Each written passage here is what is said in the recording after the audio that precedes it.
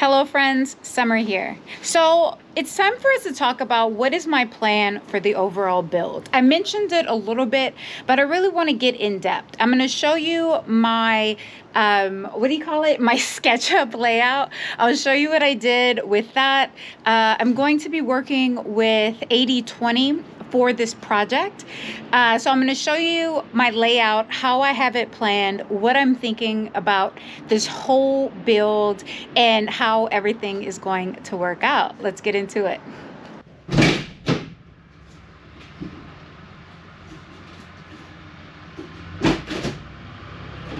So my process of planning out the van started with taking measurements. There are a lot of resources online that will let you know these are the dimensions of whatever van you're working with. But I was finding when working with those numbers with my 3D model that things weren't adding up the way that they should. So I went into the van and took my own custom measurements of every part of the space. It was a quick process. I made sure to be thorough. I measured width, overall length, the distance between certain parts of the van. A lot of the things that I'm planning for the interior are going to need to fit snugly in specific spaces. So, yeah. I also decided that I needed to do some trimming. I wanted to gain the extra inches that this foam was taking away. So I trimmed this back on both sides. So there was this foam bulkhead. I'm still not sure the actual name of it. And I also did other things that I didn't think it was necessary to record, like doing the sound deadening. There are so many videos on YouTube that cover this, and it's basically sticking a sticker really well to a wall. So to do my 3D model, I used SketchUp. Because I'm building with 80/20 extrusion, I wanted to use SketchUp to really plan out the space. This does two things. It's going to let me know how much material I need, and it's also going to let me really get everything to fit well and be really well nuanced. SketchUp was super easy to use, and here is my overall design. Now, it may be hard to imagine it because there's no walls, there's no any of those things, but I will explain it the best that I can. One of my biggest goals was to have as much open space inside of Blue as possible because this van needs to be able to transport a lot of material. I also wanted to make sure I had a shower, a kitchen area, bed area, all of that good stuff. I really struggled with the idea of should I include a bathroom, should I include a shower, because that's a lot of square footage being lost to this space. At the end of the day, I decided that wrong vehicle, that Blue needs to be a hotel on wheels, and it can't do that without having a proper bathroom. So it's going to have a full stand-up shower as well as a toilet within the space. This area is about 38 inches by 2 feet. So I get a pretty nice amount of space for that shower. In the back area, there is my battery compartment. The taller area next to it on the left side is the kitchen area. I was able to really plan in a whole lot of drawers, like so many drawers. I'm really shocked by what I was able to fit into this space. When I built Shadow, I didn't do it like this. I didn't go in and like plan it using a 3D model in this way. And in hindsight, I wish I would have. This space, honestly, corrects some of the things I wish I would have done differently in Shadow. But yeah, so there's so many drawers, so much storage space.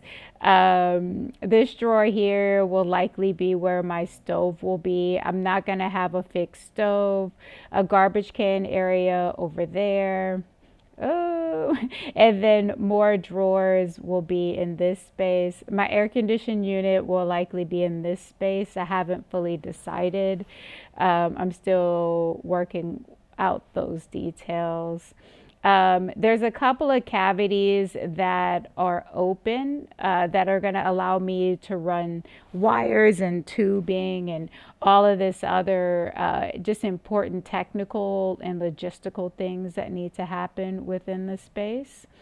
Yeah, my countertop, of course, will sit up here. My refrigerator is going to sit in this open area there. It's not going to be a super large fridge, but it's going to do the job that I need it to do. One of the goals with this is to be able to bring our elderly dogs along. One of them has diabetes. He is insulin dependent, and his insulin needs to be refrigerated. So it's really important to be able to accommodate those things. Overall, I'm really happy with the kitchen area. It's really going to accommodate for all the things I wanted it to. So this back area here is the battery and energy compartment. I'm going to have a hell of a lot of power inside of here. The batteries are going to fit on those two shelves. I'm doing a 48-volt system. And here, all the brains and logistics of the electrical system are going to fit into those spaces. My bed is going to be a lifted bed on actuators. So inside of those cubbies that I built at the top, that's where the actuator arms are going to be so that it can lift the bed. It was really important to me to be able to make this space multifunctional. And when I look at a lot of the van builds out there, I'm really disappointed in terms of the way that people use the space. I think that they're totally overutilizing it in terms of what could be available to them. On this side is my water compartment. I'm going to have a 20-gallon water tank in there. I'm going back and forth about if I want to put an additional 20-gallon water tank under the van. I like that idea potentially, but I also want to add as minimal amount of weight to the space as possible. I'm trying to keep this overall build under 1,000 pounds. That's my goal. I think that I can accomplish that with the decisions I'm planning on making. We shall see. I am going to use this vehicle for overlanding, which is another huge goal I have for this van. I'm going to do some really awesome off-road upgrades to it, but more on that later. So this area I just finished pointing to was a seat.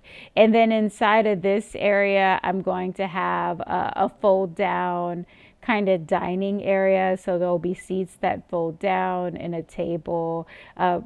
Yeah, that's my overall plan. I'm so stoked. So that's my plan. I am going to have a layout that is as open as possible because this van is going to serve multiple purposes. I'm going to use it to travel to reptile shows for my business. So I need to be able to have space to carry product. And then it's going to be my home away from home when I'm in these places. I'll save money because I won't have to pay for a hotel room, though I'm not sure if I'm actually saving because my car note is more expensive than it was. Honestly, I really don't care about that because this is my dream vehicle and I'm just super happy to have it and to be building it out. I have a lot of plans for this space. I want to build it out to be a really good overlanding machine. I want to be able to get to sites that may be more difficult to get to otherwise. I'm going to do all kinds of things to it as we go along. And this build is going to probably go slowly. I'm going to do it each part as I can afford to do it. The next step is to put my floors in, and then after that I'm gonna put my windows in. Very excited about all those steps. I hope you decide to follow along. Thank you to the folks that are already subscribed. Subscribe, hit that notification hit that notification button for a little ding when I do post more content.